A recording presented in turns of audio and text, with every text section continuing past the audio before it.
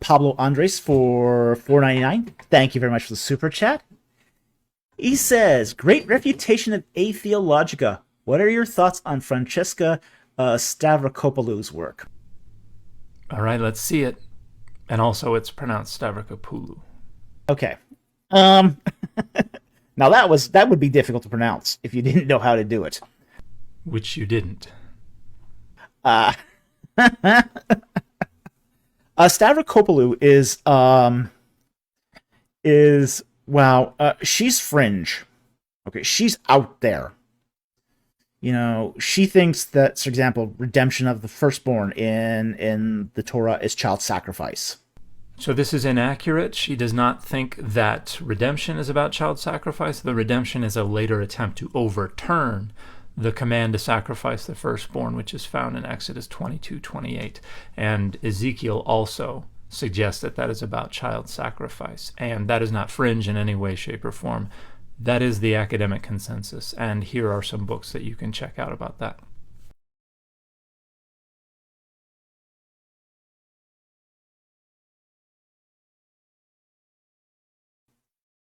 She thinks God had a body in the ancient Near East. Also the overwhelming academic consensus.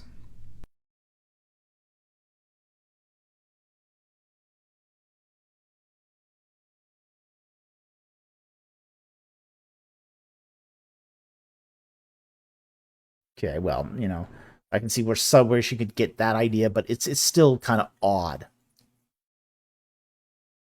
It's not odd in any way, shape, or form. She has some very, very weird ideas. So far, you've listed two ideas. You misrepresented one of them, and both of them are the academic consensus. So I don't have a high opinion of her work. I never have had a high opinion of her work. I think it's there's just some stuff that she does, especially that child sacrificing. I think that's just crazy. All right.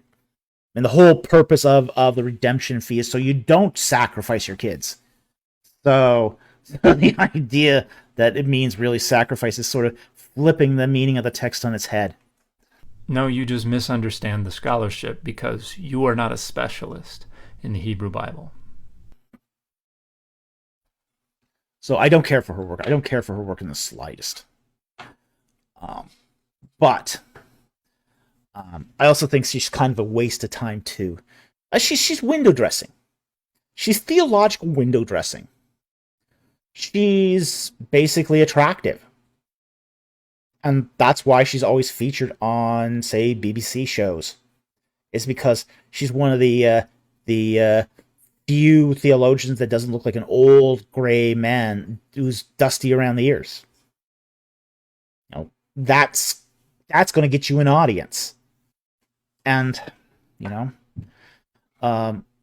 not to be crass about this. You're already being crass about this. But when you start doing theology by cup size, that's a bad start.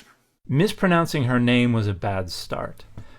Getting her scholarship wrong and laughing at your misunderstanding of her scholarship was a bad start.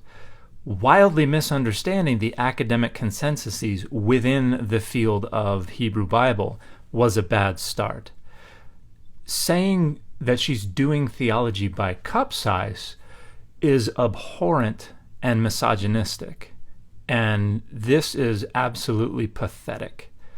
Francesca Stavrokopoulou has had to deal with men dismissing her and her scholarship only because she's a woman absolutely every single day. And frequently from much more competent people, which is pathetic in and of itself. But this creator is not a specialist in this field, is not even competent in this field. His degree is in Egyptology. And this reminds me of something that Kenton Sparks wrote in his wonderful book, God's Word in Human Words, where he mentioned that he came up as an evangelical scholar, But he mentioned that a lot of evangelicals get degrees in what he called the soft fields, so things that were on the periphery of the critical study of the Bible, but did not require people actually critically study the Bible in their degrees. And that way their faith is not challenged. And then when they get the PhD, they can then go wave it around as a sign of their authority, but then they go back into the study of the Bible and pretend to critique the critical study of the Bible without being knowledgeable about it at all. So, and it's really clear that that's what they're doing with this. So, and she plays it too. She plays it too. You know, it's not like she isn't doing this. So, again, I think her work is atrocious. I think how she presents herself is not as a serious scholar, and she's really on the periphery of, say, liberal theology. So I don't have anything more to say than that. So Falk is profoundly uninformed about the academic study of the Bible and the Hebrew Bible more specifically. It's not his specialization. He's never really had to demonstrate any real proficiency in it.